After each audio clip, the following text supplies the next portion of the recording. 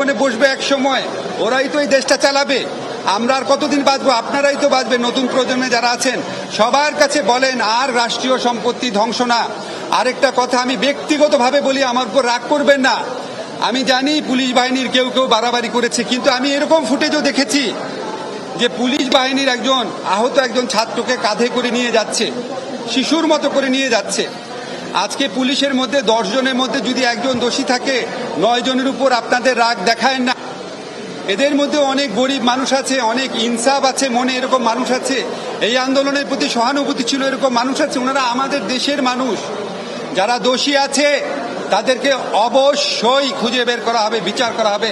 আজকে আমরা মহামান্য রাষ্ট্রপতি, মহামান্য আমাদের আর্মি চিফ, আমাদের নেভি চিফ, এয়ার চিফ সবার সাথে মিটিং হয়েছে। আমি মিটিংয়ের ব্যাপারে কিছু বলবো না আপনাদের, শুধু একটা জিনিস বলি, অত্যন্ত স্ট্রং ভাবে আমরা বলেছি প্রত্যেকটা হত্যাকাণ্ডের বিচার করা হবে। কেউ যদি অন্য কোনো জায়গায় পালিয়ে যেয়ে থাকে, বিচারের চেষ্টা সেটার জন্য ব্যাহত হবে না।